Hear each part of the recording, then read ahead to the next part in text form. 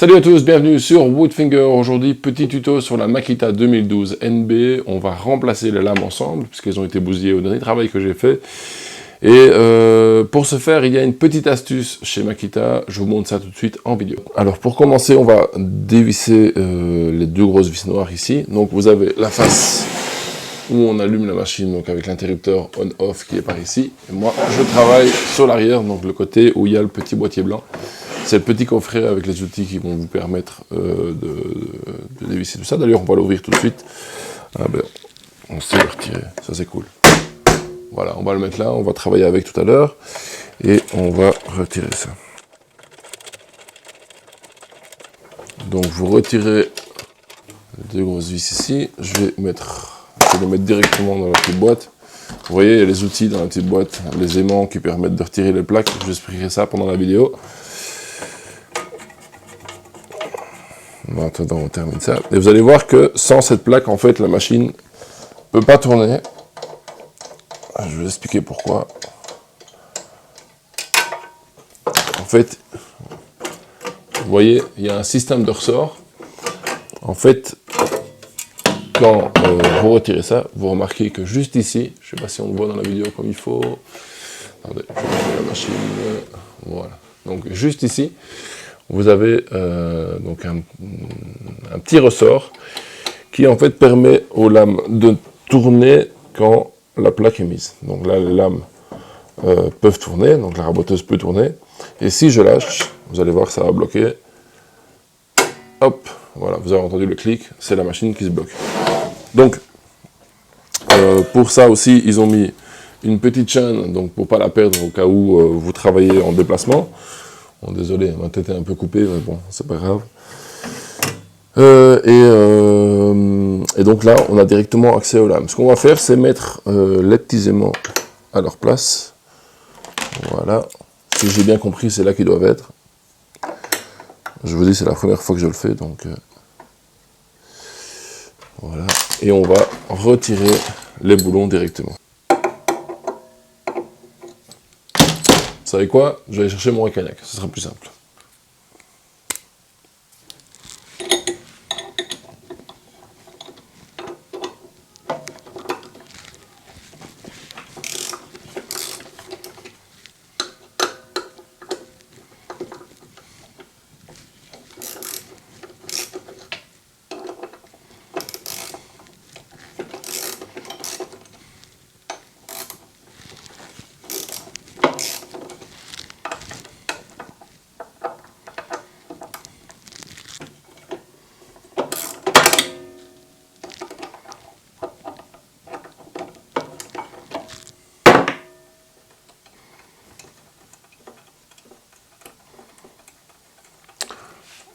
Donc prévoyez toujours un petit bac, une petite boîte pour mettre tous les boulons avec lesquels vous travaillez.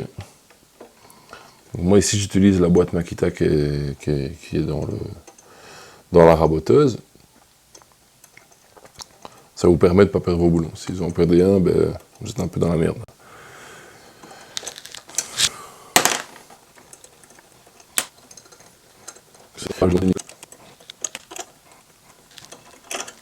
Voilà. Donc avec les deux aimants que j'ai placés, on vient retirer donc ce petit la lame où il y a, enfin le dessus des lames quoi. Donc les aimants, c'est ceux qui sont dans la boîte qui sont fournis aussi. Voilà. On met ça de côté. Alors, petite lame. T'es tombé, c'est bien. On va remonter un petit peu, c'est pas grave.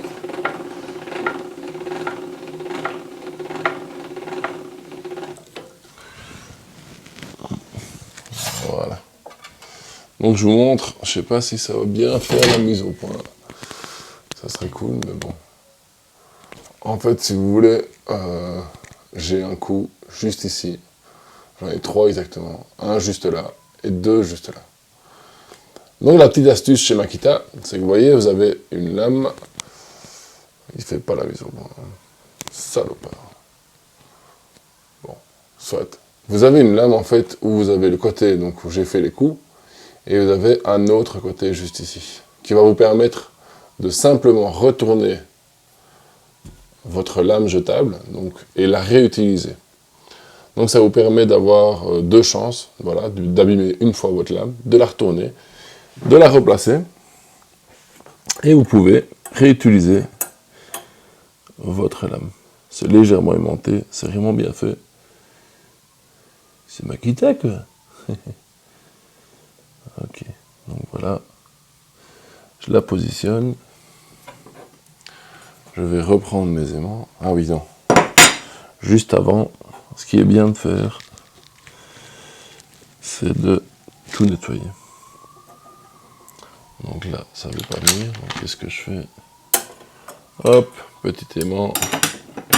Et je le replace. Faites quand même gaffe parce que ça coupe quand même pas mal. Et donc je vais nettoyer tout ce support. Et ensuite je remets la lame.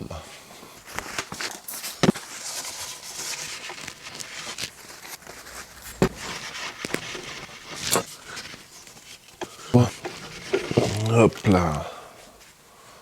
Bon, je vous ai fait ça en rapide, ça sert à rien de s'attarder là-dessus. Alors, les lames. Donc, comme je vous ai dit, on va les retourner. Elles sont en très bon état de l'autre côté, donc c'est nickel. Hop, voilà. Si jamais vous devez racheter des nouvelles lames, la référence, parce que j'en ai ici, la référence, c'est la 79 33 46-8. Voilà, pas trop compliqué. Donc je le mettrai de toute façon en description en dessous, comme ça, si jamais vous devez acheter de nouvelles lames, puisque vous avez déjà utilisé les deux côtés, eh bien, vous savez lesquels il faut prendre. Bon, on va remettre ce petit bazar. Donc je remets les aimants. Hop, voilà. Et on va replacer. Donc ça a l'air d'être ça. Ouais. Ok. Nickel. Et donc on replace les petites vis. Donc voilà, je remets les vis et je vous reprends tout de suite après.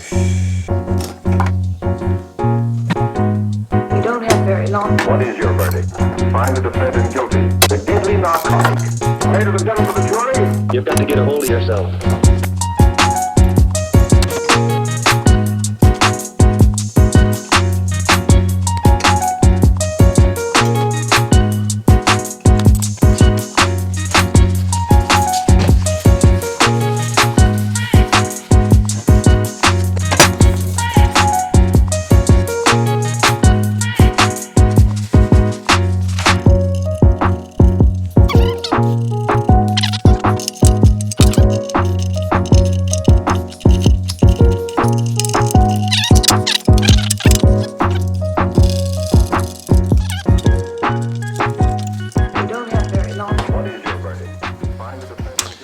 Et donc voilà pour le petit tuto.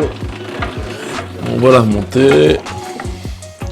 Bon, j'ai pas encore remis le boîtier, je vais la brancher pour tester ça. Attention les oreilles. Hop. Alors, verdict.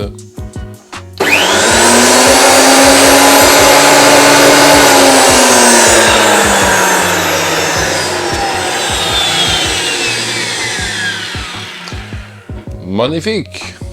Bon, je la testerai sur du bois plus tard. Donc voilà, c'en est fini pour ce petit tuto Makita. C'est la première fois que j'en faisais un. Donc je vous rappelle la référence de la Makita. Ici, c'est la Makita 2012 NB. Donc c'est en 304 mm. Moi, franchement, j'en suis super content. Ça fait des années, pas vraiment des années, mais quelques années que je m'en sers.